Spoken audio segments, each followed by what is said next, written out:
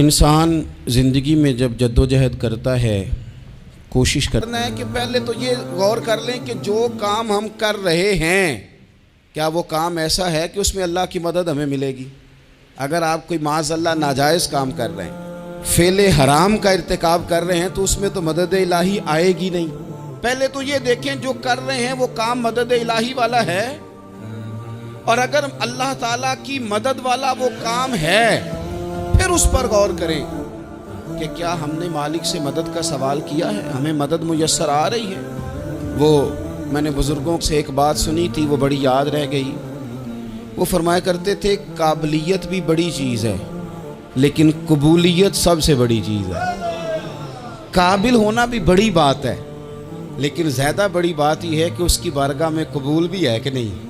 اپنی زندگی میں اللہ کی مدد کی طرف بڑھیں، مالک کی مدد کا حصول اختیار کرنے کی کوشش کریں، اللہ کے ساتھ اپنے آپ کو جوڑیں۔ اگر اللہ کی مدد نصیب ہو، یہ جو ہم جتنا ڈرتے رہتے ہیں، سہمے رہتے ہیں، پریشان رہتے ہیں کوئی کیا کر دے گا، ہمارے ہاں نا ہر شعبے میں معاذ اللہ ایک مافیا ہے، الا ماشاءاللہ۔ وہ مافیا کہتا ہے میرے ساتھ ملو گے تو میں چلنے دوں گا ورنہ میں نہیں چلنے دوں گا، مارکیٹ میں آ ہی نہیں سکتا فلانا بندہ کیونکہ یہاں ہمارا قبضہ ہے۔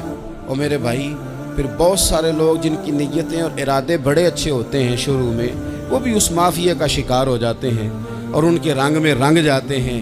یاد رکھنا، کسی شخص کی بلیک میلنگ کا کبھی شکار نہ ہونا، کبھی کسی کی میٹھی اور مسجع مکفہ باتوں کا شکار نہ ہونا۔ کوئی کیا کر سکتا ہے اگر اللہ مددگار ہو تو؟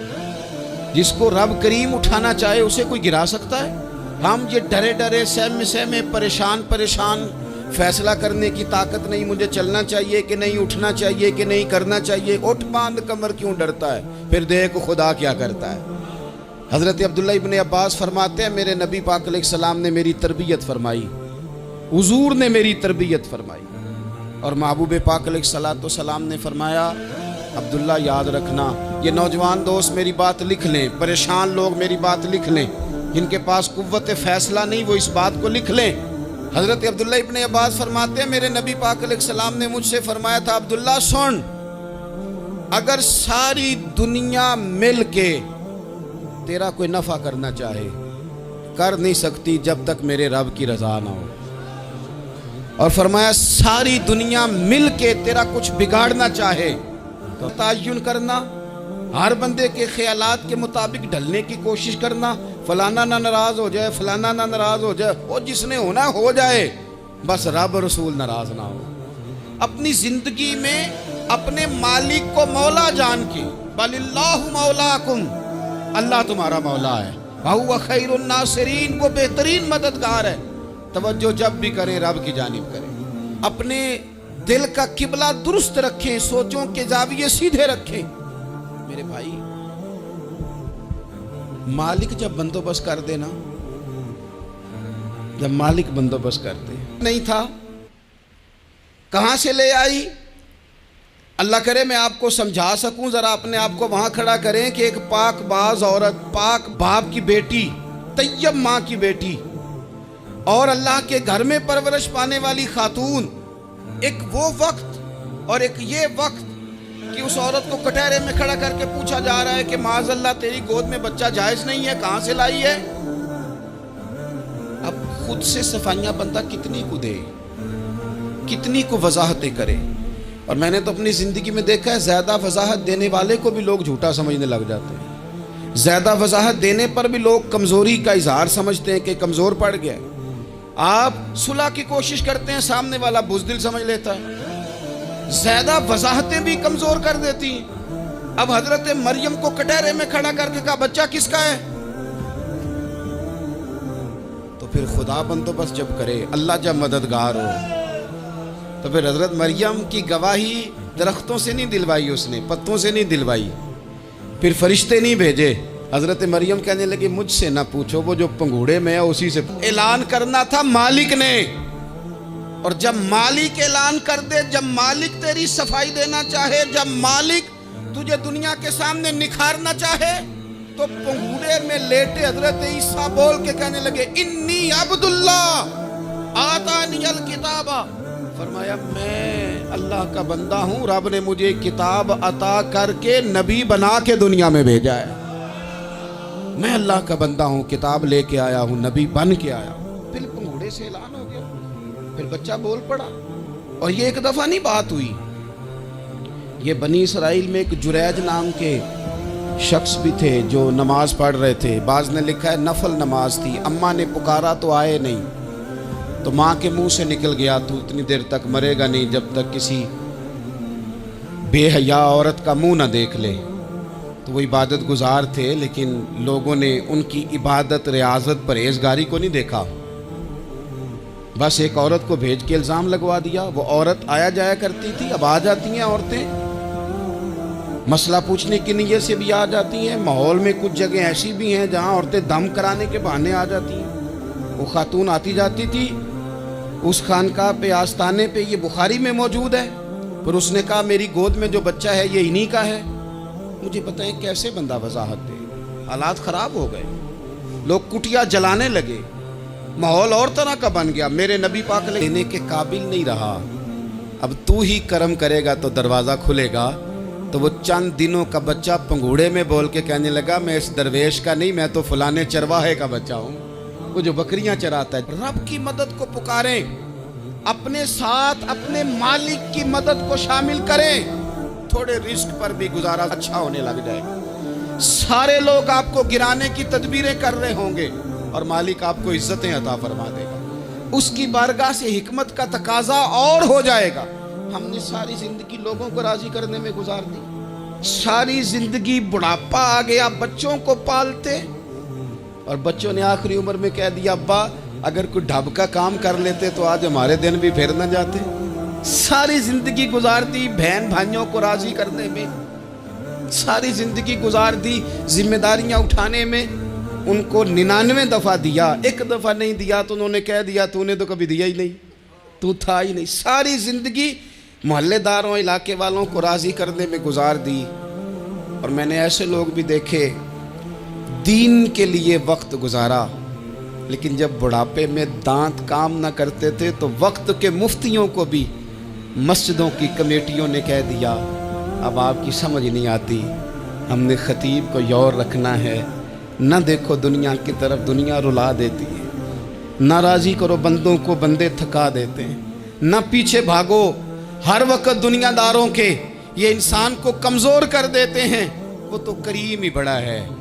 2 آنسو زمین پر بعد میں گرتے ہیں, بندے کے گناہ سارے پہلے معاف فرما دیتا ہے. اللہ کی مدد کا حصول, اپنے مالک کی مدد کی طرف بڑھنا. آپ کو بدر کی جنگ بھی یہی درس دے گی, آپ کو احد کا میدان بھی یہی سبق دے گا, فتح مکہ بھی یہی سبق دے گا. میرے دوستو, جب رب مدد فرمائے, جب اللہ مددگار بنے. دوستوں سے ایک بات اکثر کرتا ہوں, میں کہتا ہوں کہ جتنے درد سے آپ امیر کو اپنی کہانی سناتے ہیں نا, اور جس طرح آپ کے آنسو بات کرنے سے پہلے گر جاتے ہیں کہ غریب ہے, چاہیے کون سا آدمی کہاں پہنچ گیا. چھوڑو, اپنی مٹی پہ چلنے کا سلیقہ سیکھو.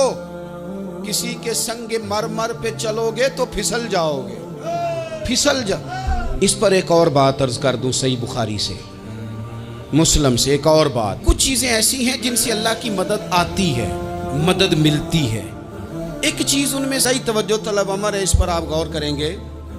حضرت ابو ہریرہ فرماتے ہیں کہ نبی پاک علیہ السلام نے فرمایا ایک شخص نے بادلوں کے اندر سے آواز سنی کہ فلاں آدمی کا کھیت اور باغ خشک ہو گیا ہے, وہاں برسو اور اس کے کھیت کو سیراب کرو. وہ بڑا حیران ہوا کہ بادل سے آواز آ رہی ہے. پھر اس نے دیکھا کہ ایک پہاڑی پر بارش ہوئی, وہ بادل وہاں برسا. پھر نالیوں سے ہوتا ہوا پانی ایک طرف چلا, تو جس نے آواز سنی تھی, حضور بیان کر رہے ہیں, وہ بھی پیچھے پیچھے چلا کہ پانی کدھر جا رہا ہے. اس نے جا کے دیکھا کہ ایک مقام پہ ایک باغ کو وہ پانی لگ رہا ہے اور ایک آدمی وہ پانی لگا رہا ہے. اس نے اس سے پوچھا تیرا نام کیا ہے؟ اس نے کہا کیوں؟ کہنے لگا بتا نا. اس نے نام بتایا تو کہنے لگا یہی تو وہ نام ہے جو میں نے بادلوں کے اندر سے سنا ہے کہ فلاں کے کھیت کو پانی دے دو. اس نے کہا یار تو کیا عمل کرتا ہے کہ اسپیشل تیرے لیے بارش برسے. یہ بخاری پڑھ رہا ہوں, سیاستہ سے حدیث عرض کر رہا ہوں. اس سے پوچھا تو کیا کام کرتا ہے کہ جناب اللہ تبارک و تعالیٰ کا حکم کرم آیا, کہ خاص تیرے لیے پانی برسے اور تیرے کھیت کو سیراب کرے. تو اس نے کہا چھوٹا ذمہ دار ہوں, پر جب فصل اگتی ہے تو 3 حصے کرتا ہوں. ایک حصہ اپنے بال بچوں پہ, بہن بھائیوں پہ خرچ کرتا ہوں, ایک حصہ پورا, اور ایک حصہ دوبارہ کاشتکاری پہ لگاتا ہوں, اور تیسرا حصہ خالص میں نے مسکینوں, یتیموں اور غریبوں کے لیے رکھا ہوا. وہ جو تیسرا حصہ, اللہ کرے آپ سمجھے, وہ رب کے بندوں پہ تیسرا حصہ خرچ کرتا ہے نا, تو کریم مالک نے فرمایا جہاں سے غریب کا حصہ کو ان کا مالک جو ہے ظاہری آقا وہ مار رہا ہے, یہ کنیزہ ہے, اتنا مارا ان کی بینائی چلی گئی, نظر آنا بند ہو گیا. ابو جہل آیا اور کہنے لگا زنیرہ دیکھا نا ہمارے بت تیری آنکھیں لے گئے, معاذ اللہ, لات و منات ہمارے بتوں نے تجھے اندھا کر دیا. اب ایسا نہیں ہے کہ بی بی روتی جا رہی ہے, مایوسی معاذ اللہ, پریشانی, غریبی بڑی ہے, پوچھنے والا کوئی نہیں, یہ باتیں نہیں. کیا جملے ہیں خاتون کے, کیا لفظ ہیں. ابو جہل نے تنزیہ کہا معاذ اللہ, کہنے لگا دیکھا نا وہ اتنا مضبوط ہے, اتنا طاقتور ہے, اس میں اتنی گہرائی ہے کہ حضرت زنیرہ بول کے نا اتنی قوت سے بولی, اتنی طاقت سے بولی کہ پورے کفر پر لرزہ طاری ہو گیا. فرمانے لگی تمہارے بتوں کی کیا اوقات ہے کہ میری بینائی لے جائیں, یہ میری رب کی حکمت کا تقاضا ہے. جب تک اس نے چاہا زنیرہ دیکھتی رہی, اور جب اس نے چاہا زنیرہ کی آنکھوں کی بینائی چلی گئی, اور اگر وہ چاہے گا نا تو بینائی واپس بھی کر دے گا. اگر ہو ذوق یقین پیدا تو کٹ جاتی ہیں زنجیریں, اگر وہ چاہے گا تو بینائی آ بھی جائے گی. حضرت زنیرہ نے رات کو یہ لفظ کہے, ابو جہل اور سارے کفار ڈر کے سن کے چلے گئے. آپ اطمینان سے آ کے بستر پہ سوئی. جب سویرے اٹھی تو اللہ نے آنکھوں کی روشنی واپس کر دی تھی. آنکھوں کی اب چھڑی پکڑی ہے, بازاروں میں گھومتی ہے, کہتی ہیں بلاؤ کدھر ہے تمہارے لات و منات, دیکھو میرے رب نے روشنی واپس کر دی. آ کر میرے ساتھ ادھر آ, ستمگر ہنر آزمائیں, تو تیر آزما ہم جگر آزمائیں. بیمار لوگوں یاد رکھو, کہہ دیا ڈاکٹر نے کہ تو بڑا بیمار ہے, تو بڑا کمزور ہے, یہ ہو گیا وہ ہو گیا, تو ڈاکٹر اپنے علم کے مطابق بات کر رہا ہے. ہوگا تو وہ جو میرا رب چاہے گا. کمزور ہو جانا, پریشان ہو جانا, تکلیف میں آ جانا, پتہ نہیں بات ہو گئی ہے تو جانے کیا ہو جائے گا.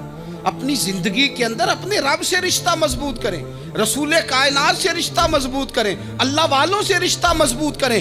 حضرت زنیرہ نے پیغام دیا کہ زندگی میں جو جینا چاہتے ہیں تو وہ رب کا نام لے کے جی سکتے ہیں. جو اپنی زندگی میں خوشیاں دیکھنا چاہتے ہیں تو رسول اللہ کے نام پر خوشیاں دیکھی جا سکتی ہیں.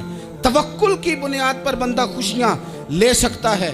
اور اگر انسان میں توکل نہیں ہے تو پھر وہ اس کالے جادو سے بھی ڈر رہا ہے, وہ نیلے سے بھی ڈر رہا ہے, وہ پیلے سے بھی ڈر رہا ہے, وہ فلانے سے بھی ڈر رہا ہے, وہ میرے خلاف فلانا رشتہ دار سازش کا نچوڑ. آپ کو یہ عرض کیا ہے, سب سے پہلے تو یہ کہ میدانوں میں مدد بھی اللہ کی, رزق میں مدد بھی اللہ کی, فصلیں خشک ہوں تو مدد پھر بھی اللہ کرے, تو پھر ساری مدد. اور اگر انسان بیمار ہو تو پھر بھی مدد اللہ کی. تو اپنے اللہ کی جانب توجہ کو بڑھائیں, آپ اللہ سے مدد کے سوالی بنیں. ترمذی کی ایک حدیث ہے, میں آپ کو زندگی کا تجربہ بتاتا ہوں کہ جب میں بڑا پریشان ہوتا ہوں تو یہ والی روایت کھول لیتا ہوں, مزہ دیتی ہے. میرے نبی پاک علیہ السلام نے فرمایا اپنے دکھ سیٹھوں نوابوں کو نہ کہنا, مالداروں کا نہ کہنا, ورنہ اللہ تمہیں کبھی غنی نہیں کرے گا. فرمایا اپنے دکھ اپنے رب کی بارگاہ میں عرض کرنا, جلدی کرے یا دیر سے کرے اللہ تمہیں لوگوں سے بے نیاز کر دے گا, اللہ تمہیں غنی کر دے گا. رات کو بیٹھو نا اس کی بارگاہ میں, اسے دکھڑے سناؤ, چھوٹی چھوٹی باتیں. حضور نے فرمایا نمک بھی مانگو تو رب سے مانگو, چھوٹی چھوٹی بات سے شروع کرو نا. جب بندہ شروع کرتا ہے نا چھوٹی چھوٹی چیزیں تو بڑی ساری چیزیں یہ اس طرح ہوتا ہے جیسے بندہ رب سے گفتگو کر رہا ہے, مالک مجھے یہ چاہیے, مالک میں یہاں کمزور ہوں, اللہ میں یہاں پریشان ہوں. آپ یہ کر کے تو دیکھیں, لمبی لمبی دعائیں مانگ کے تو دیکھیں, اس کے حضور جوڑ کے تو دیکھیں, آپ دیکھیں گے راحت کتنی ہے, سکون کتنا ہے.